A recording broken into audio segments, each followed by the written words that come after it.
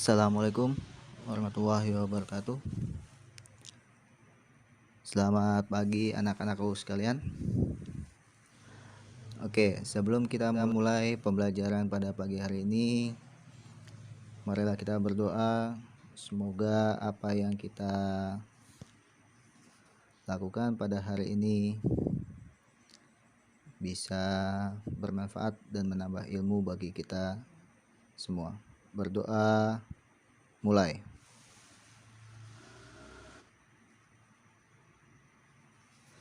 Selesai. Oke, wabah pandemi COVID-19 masih terus berlangsung.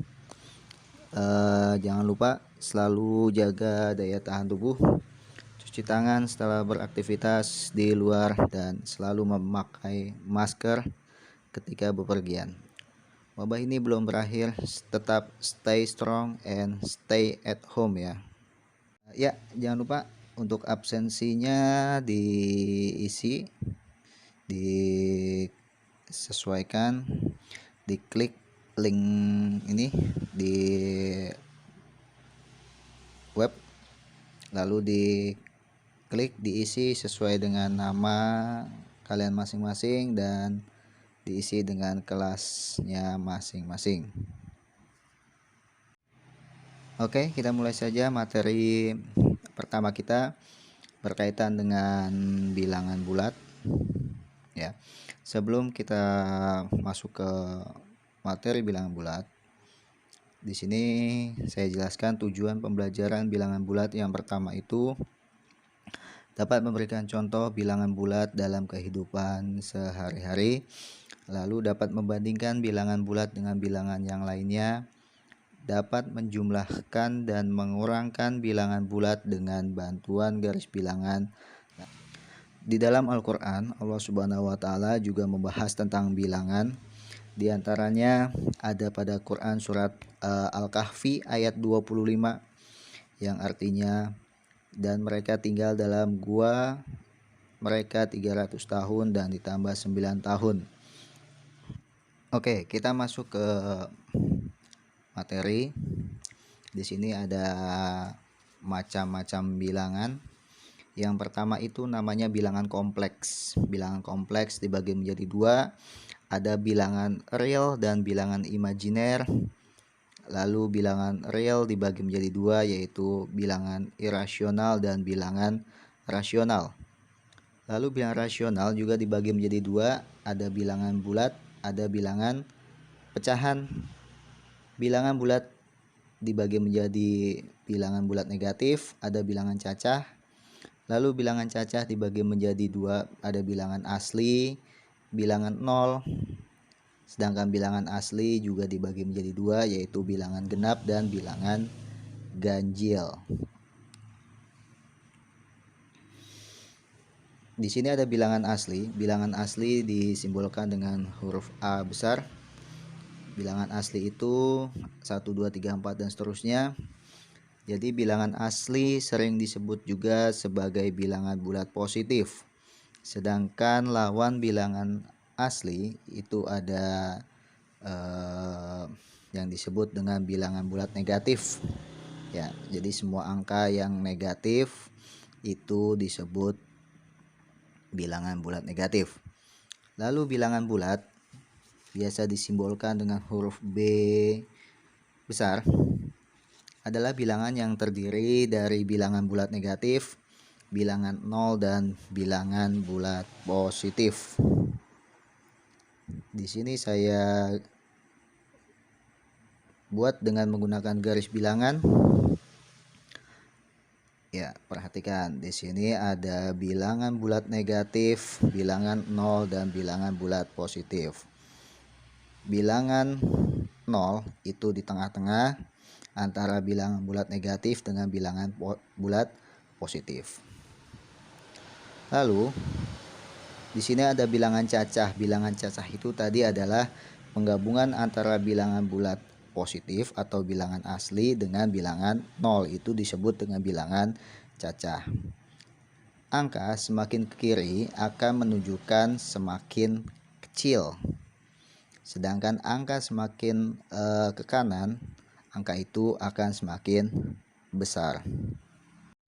Kemudian di sini ada sifat-sifat dari operasi hitung bilangan bulat. Yang pertama di sini ada sifat tertutup. Sifat tertutup itu ada pada penjumlahan atau penambahan dan ada perkalian. Di sini dirumuskan dengan A plus B sama dengan adalah bilangan bulat. Artinya di sini A ini angka ditambah dengan angka, itu selalu jawabannya adalah bilangan bulat. Begitupun pada perkalian, A dikali sama B itu akan menghasilkan bilangan bulat. Lalu selanjutnya ada asosiatif atau biasa disebut dengan pengelompokan. Di sini dirumuskan dengan A plus kurung buka B ditambah C kurung tutup sama dengan kurung buka A plus B kurung tutup tambah dengan C. Arti pengelompokan itu di sini yang kita kelompokkan, yang di sebelah kiri itu ada B dan C, sedangkan di sebelah kanan itu ada A plus B. Begitupun pada operasi perkalian ya. Di sini dikelompokkan, di sini juga dikelompokkan. Lalu selanjutnya ada sifat komutatif atau pertukaran. Yang namanya pertukaran itu hanya ditukar saja. Yang awalnya A-nya berada di depannya B atau A berada di sebelah kirinya B, ditukar menjadi A berada di sebelah kanannya B. Komutatif itu juga ada pada penambahan atau penjumlahan dan perkalian. Lalu selanjutnya di sini ada sifat identitas. Artinya identitas itu adalah pada penjumlahan, berapapun angka yang ditambah dengan 0 hasilnya adalah angka tersebut. Dan berapapun angka yang dikali dengan 1 hasilnya adalah angka tersebut. Sedangkan di sini setiap bilangan punya inverse atau kebalikan ya. Itu ada pada operasi penjumlahan atau penambahan dengan rumus A plus kurung buka min A kurung tutup sama dengan 0. Artinya berapapun angka jika ditambah dengan negatif angka yang sama itu hasilnya adalah 0. Lalu selanjutnya di sini ada sifat distributif. Sifat distributif itu bahasanya yang lain adalah penyebaran ya, penyebaran. Distributif itu ada pada perkalian, pada penjumlahan, juga ada pada perkalian pengurangan. Di sini penjumlahan A dikali sama kurung buka B ditambah sama C kurung tutup sama dengan kurung buka yang kita distribusikan itu adalah huruf A. A-nya itu kita kalikan dengan huruf B dan A juga kita kalikan dengan huruf C. Lalu di sini ada yang namanya sifat tidak ada pembagi 0. Jika A dikali sama B sama dengan 0, maka A sama dengan 0 atau B-nya sama dengan 0 atau keduanya. Lalu pada operasi hitung bilangan bulat, di sini ada berbagai cara. Cara yang pertama saya ambil dengan menggunakan garis bilangan. Contohnya adalah 2 ditambah sama 3. Dengan menggunakan garis bilangan, langkah yang pertama adalah garis bilangan yang pertama ya, atau anak panah yang pertama. Di sini ada angka 2. 2 itu positif. Positif itu arahnya ke kanan. Kita mulai dari 0 ke kanan sebanyak 2 langkah. Lalu angka yang kedua di sini adalah plus 3, plus tambah. Berarti arahnya ke kanan lagi. Kita mulai dari ujung panah anak yang pertama ya, sebanyak 3 langkah ke kanan karena positif. Jadi 2 ditambah 3 dengan menggunakan garis bilangan hasilnya adalah 5. Ya oke, selanjutnya contoh yang kedua. Contoh yang kedua, perhatikan di situ ada 4 dikurangin sama 6 ya. Yang pertama kita menggunakan garis bilangan. Dilihat di situ yang pertama adalah angka 4, positif 4. Jadi kita mulai dari titik tengah 0. Karena positif berarti arahnya ke kanan sebanyak 4 langkah. Lalu di situ yang kedua, angka yang kedua ada negatif 6. Dari ujung anak panah yang pertama negatif 6 berarti ke kiri sebanyak 6 langkah ya. Oke, berarti 4 dikurangi 6 jawabannya adalah negatif 2. Oke.